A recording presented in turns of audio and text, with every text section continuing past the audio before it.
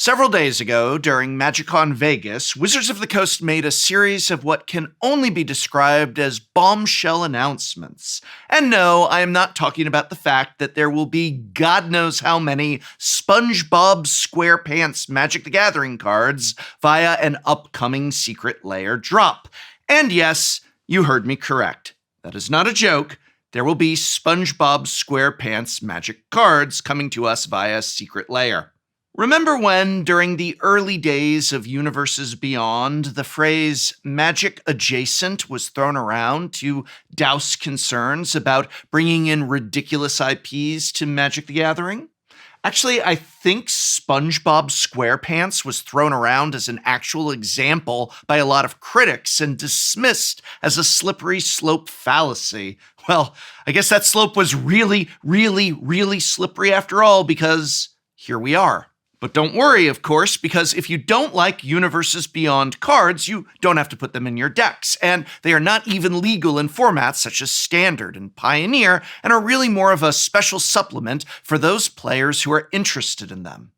Or at least they were, because all of that is about to change, starting in January, when Universes Beyond becomes the new normal of Magic the Gathering. This is the announcement that I wish to talk about today, that beginning in 2025, Universes Beyond sets will be legal in all formats, including Standard and Pioneer, and, well, all formats, and half of all Magic the Gathering sets will be Universes Beyond sets. I will repeat that because it bears repetition. In just a few months, half of all Magic the Gathering sets, and by sets, I mean big old booster boxes made for Standard, half of them will be Universes Beyond. I want to be clear that we are not talking about secret layers, but rather complete 250 plus card Standard sets, like Kaladesh and Lorwyn and Ravnica and Return to Ravnica and Dominaria. Those sets. Half of them will now be Universes Beyond and legal in all formats. The first of these is Spider-Man. We're actually getting apparently a lot of Marvel sets, so instead of going to Alara or a new Magic plane, we'll be getting hundreds of Spider-Man Magic cards to forever be legal in and a part of all Magic the Gathering formats. Next year, we were supposed to return to Lorwyn, but that has now been pushed back to make room for, you guessed it, another Universes Beyond set. That's in addition to the Spider-Man set, and in addition to the Final Fantasy set, because again, half of all Magic the Gathering is now Universes Beyond.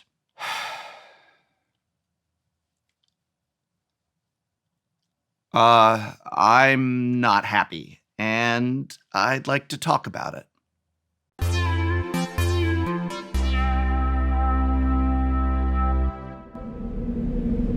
Blah blah blah blah blah blah blah blah blah blah blah blah blah blah blah blah blah. I just want to start with the usual disclaimers. Magic is not dying. I am not quitting Magic, and if you love that there are cards of SpongeBob SquarePants or Spider-Man, Jurassic Park, Ghostbusters, Fast and the Furious, or whatever else is coming, and with half of all Magic sets to be Universes Beyond, a lot is coming, I am happy if those cards bring you joy. I really am. You should never, ever be made to feel bad because you love Universes Beyond cards. And if you came to the game through Fallout or Spider-Man or Final Fantasy, that's awesome if that got you excited about playing this game. My frustration isn't about the existence of Universes Beyond cards, but this change for Universes Beyond to be half of all Premier sets going forward. It's an issue of quantity, not the Universes Beyond cards themselves. And I will always play Magic with you. I will always get a game and not give you grief about the cards you love and play with. But I'm not happy, and I shouldn't have to lie about that either. This breaks my heart because half of Magic the Gathering isn't Magic the Gathering anymore. It feels as if the world of Magic is disappearing, as if the game of Magic the Gathering isn't even Magic the Gathering anymore, but rather a game that is a collection of pop culture advertisements for other properties, and then also sometimes magic. And it's also a very small consolation that half of all Magic the Gathering sets are still Magic the Gathering IP, when most of the Magic sets we get these days seem to just be our characters dressing up in costumes. We got Magic characters dressed as cowboys, and Magic characters dressed as detectives, and Magic characters kinda in a 1980s horror movie. Next year, our first in-universe set will be Magic characters dressed as race car drivers. Your favorite planeswalkers on motorcycles. The set symbol is even a NASCAR-like black and white checkered flag. So this is what we get for the 50% of sets that are still Magic. Cowboys and fedora-wearing detectives, and those planeswalkers in race cars and motorcycles speeding their way in from a world of television sets, Air Jordan sneakers, and Ghostbusters. After the racing set, we're going to have the Spider-Man set, and then the Final Fantasy set, and then our in-universe Magic set is the space set. So your favorite Magic characters in outer space. Then the as-of-yet unrevealed additional Universe Beyond standard set, the one they delayed Return to Lorwyn for.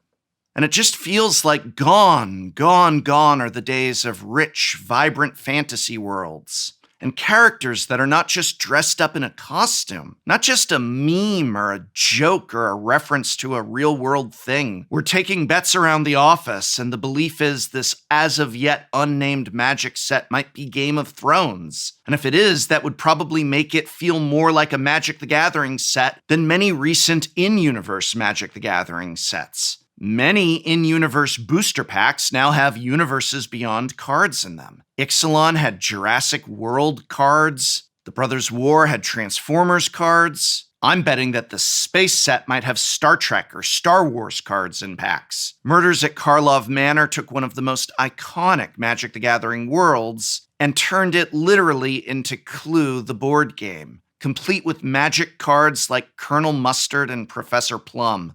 Thank goodness we will still be getting Return to Tarkir next year. As far as I can tell, this set won't have characters in hats and will be like a Magic set of old, exploring the rich setting and lore of a unique Magic plane, following our beloved characters on their journey and getting cards rich in flavor and design and that take themselves and their settings seriously. Yay for Tarkir. I am so excited for this.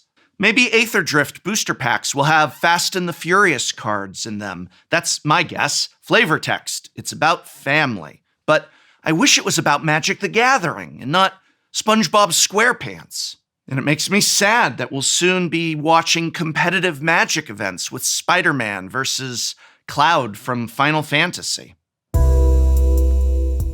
There's been a lot of people digging through old Blogatog posts from Mark Rosewater, finding ones from over a decade ago where he stresses that Magic wants to keep its own lore and worlds, not bring in outside properties. They found one where he says he doesn't want Magic to become a hodgepodge of outside IPs. And you know what? I think it's fair to highlight these old posts and discuss them, but I also think it's fair to recognize that when looking at a decade or older post, things change, corporate direction changes, and there's no nefarious intent here. And I really want to emphasize that Mark is a wonderful, kind, and awesome person. He's also a brilliant game designer and is responsible for so much of what you and I love about Magic the Gathering, and he really, really cares. So when I talk about his old, sometimes contradictory blog posts, it's not to attack him personally, and you should not attack him or anyone at Wizards of the Coast or anywhere for that matter, but again,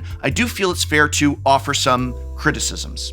And you know what? I think it's fair for me to just say I'm really bummed about this. There's been a lot of anger and aggression towards many people who are just expressing their disappointment over these changes. And if people are not being toxic about it, then let them express their sadness. For me, when I look at the posts starting around when Universes Beyond began, it feels as though there is a progression of reassurances. From telling us that there's no need to panic about just 5 Walking Dead cards, to saying that Universes Beyond is something we don't have to play with if we don't want to. And then as more and more Universes Beyond entered Magic, seeing things like, don't worry, it's not in Premier sets. There's no plan for it to ever be in Premier sets. And now, seemingly suddenly, well, it's gonna be in half, 50% of all Premier sets. It kind of reminds me of the old adage about boiling a frog in water, that you turn up the temperature very slowly so the frog doesn't notice, and then eventually the water is boiling and half of Magic is Universes Beyond. And then I see things like, despite Mark saying sales is what drove us to this point, there's another post where he says, maybe this isn't permanent, it doesn't have to be. Maybe one day we could go back to fewer Universes Beyond sets.